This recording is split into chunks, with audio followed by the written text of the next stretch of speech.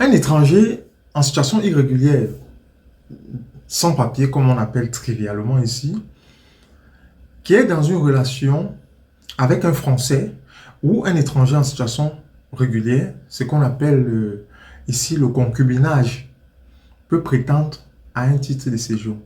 Oui, si vous ne le savez pas, vous pouvez prétendre à un titre de séjour. Certes, il n'est pas de plein droit, mais vous pouvez faire la demande d'une admission exceptionnelle pour régulariser votre situation. Mais pour ce faire, il y a des préalables que vous deviez faire d'entendre. C'est la raison pour laquelle je te demande vraiment à t'installer pour prendre connaissance de cette vidéo. Peut-être, elle ne va pas te concerner. Elle va concerner une tierce personne. Mais à l'issue de cette vidéo, ne garde pas l'information pour toi. Partage-la massivement afin que des personnes puissent en profiter.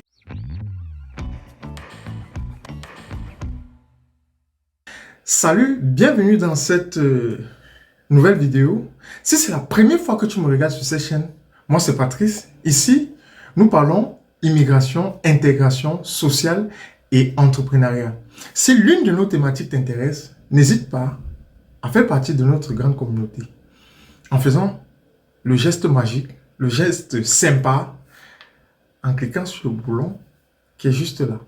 Et surtout, active la cloche de notification pour ne manquer aucune de nos prochaines publications. Aujourd'hui, nous allons parler du concubinage. Beaucoup ne le savent pas. Le concubinage peut vous permettre de régulariser votre situation si vous êtes certainement en situation irrégulière. Si vous êtes en concubinage avec un Français ou un étranger en situation régulière, vous pouvez faire une demande d'une admission exceptionnelle au séjour au bout d'un certain temps. Être en concubinage avec l'un ou l'autre ne donne aucun avantage. Ne donne aucun avantage. Il faut vraiment être clair sur ce sujet.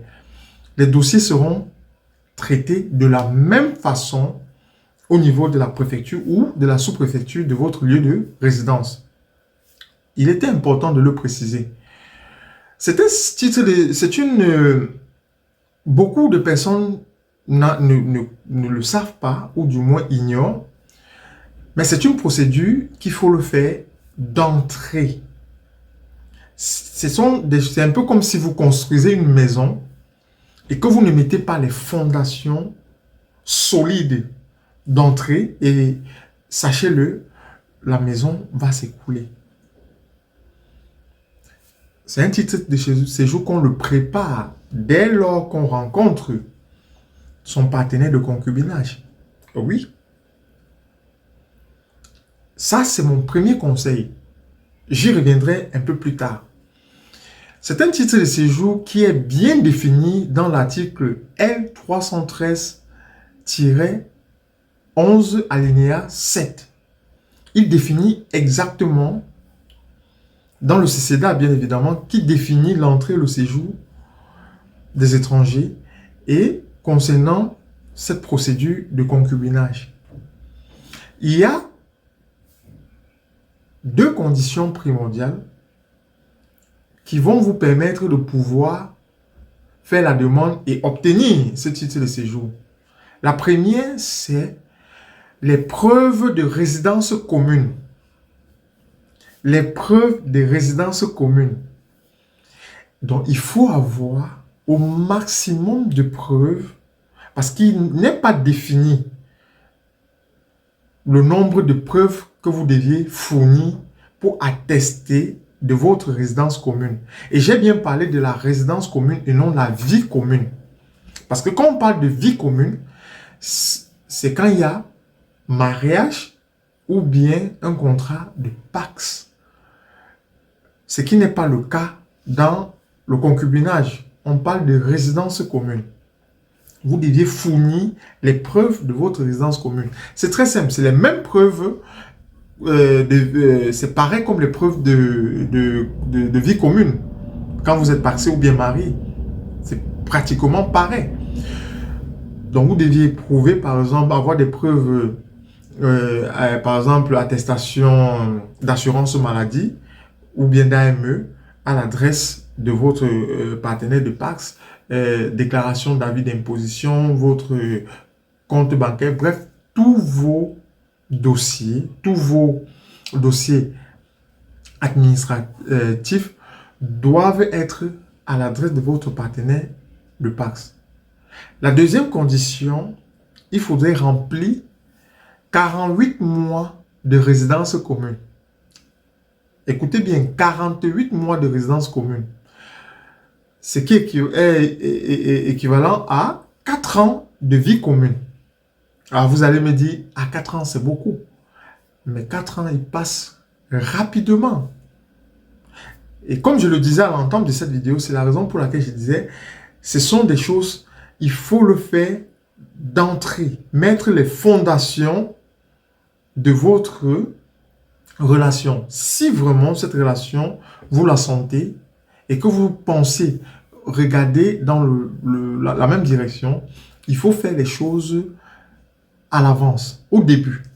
Dès que vous rencontrez votre partenaire de Pacs, de concubinage, pardon, vous demandez à ce que tous vos, du moins vous effectuez le changement de votre adresse. Vous mettez la nouvelle adresse qui est celle de votre partenaire ou celui de votre partenaire de Pacs. C'est important parce qu'il va falloir prendre un classeur. Chaque année, vous divisez année par année et si possible, mois par mois. Vous allez dans une année, vous divisez ce classeur en 12 mois. Vous rassemblez au maximum de preuves durant les années accumulées. Vous dites, ça va faire beaucoup. Oui, c'est important que vous ayez au maximum de preuves que moins de preuves. 4 ans de vie commune. Ensuite, l'intégration professionnelle de votre concubin va vous aider dans votre démarche. Parce qu'il y a ce qu'on appelle les moyens de subsistance qu'on va regarder. Est-ce que les partenaires de concubinage, monsieur et madame X, ont les moyens pour pouvoir survivre? On va regarder ses revenus. Donc, dans votre dossier, il est préférable qu'il mette par exemple son contrat de travail, c'est relevé même si possible des comptes. Si vous avez même des épargnes, qu'il le mette dans le dossier. C'est important. Et vous devez aussi avoir un logement adéquat. Voilà. Ensuite, un autre critère qui est aussi important, c'est votre intégration sociale, ici en France. Certes, vous êtes là depuis 4 ans, par exemple. Qu'avez-vous fait? Qu'est-ce que vous faites de votre temps? Si vous avez des amis autour de vous qui peuvent attester de votre intégration sociale ici en France, en mettant des attestations sous l'honneur, vous connaître, en disant, je connais tel, monsieur X, il est sympa, il est bien intégré dans la société et tout. Ou bien si vous faites du bénévolat dans des associations, vous pouvez aller auprès d'eux, solliciter une attestation de militant ou bien une attestation de bénévolat pour mettre dans votre dossier. Bref, ce sont des petits détails à ne pas négliger qui vont montrer votre intégration ici en France. C'est important pour l'étude de votre dossier. Voilà. Donc, quand je parlais de la résidence commune, parce que certaines personnes vont se dire, pour prouver les 10 ans, le certificat de vie commune à lui seul ne peut justifier les 4 ans de résidence commune, non. Ou bien le certificat de concubinage, non. Ce certificat n'a aucune valeur si vous avez toutes les preuves dont je viens les preuves de vie commune. C'est la raison pour laquelle comme j'ai l'habitude de dire, vous n'avez pas besoin de certificat de vie commune ou bien de certificat de concubinage pour prouver que vous vivez avec une tierce personne. Non. Si tout est fait au préalable en avance, ce sont des preuves irréfutables comme quoi vous vivez. Même votre concubin ne peut en aucun cas réfuter le fait que vous résidez ensemble. Parce que vous recevez vos courriers chez cette personne.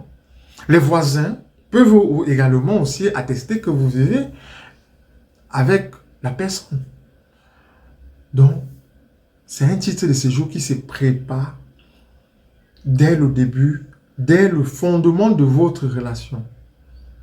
Ne restez pas dans une relation où vous ne pouvez avoir ce type de preuves qui vont vous aider à régulariser votre situation en tant que concubin, mais aussi, parce que ça peut s'avérer que demain cette relation se termine, mais ces preuves-là vont aussi vous aider à long terme pour montrer votre ancienneté sur le territoire français.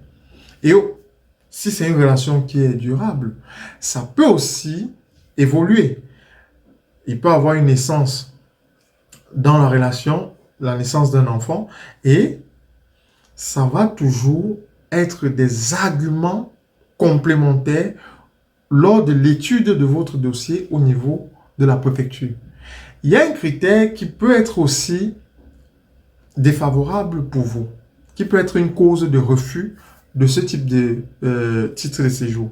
Si vous avez l'attache familiale, si votre attache familiale est plus solide, plus forte dans votre pays d'origine, le préfet peut tout simplement décider de ne pas vous donner ce titre de séjour. Ça veut dire que vous avez des enfants dans votre pays d'origine, vous avez vraiment l'attache familiale africaine, si vous êtes issu de l'Afrique, bien évidemment, ou bien d'un autre continent. Il peut juger que, non, monsieur ou bien madame X, si vous rentrez dans votre pays, ça ne causera aucun problème parce que vos enfants vous attendent. C'est aussi autant d'éléments qui peuvent être défavorables pour l'obtention de ce titre de séjour. Alors, si vous n'avez pas, si vous avez des questions à me poser, n'hésitez pas à me les poser en commentaire. Je prendrai la peine de vous répondre. Sur ce, j'allais oublier, n'oubliez pas de mettre le pouce j'aime si vous avez aimé la vidéo et de la partager massivement parce que beaucoup n'ont pas cette information. Ne la garde pas pour toi, partage-la massivement et active la cloche de notification pour ne manquer aucune de nos prochaines vidéos. Sur ce, on se dit à la prochaine vidéo.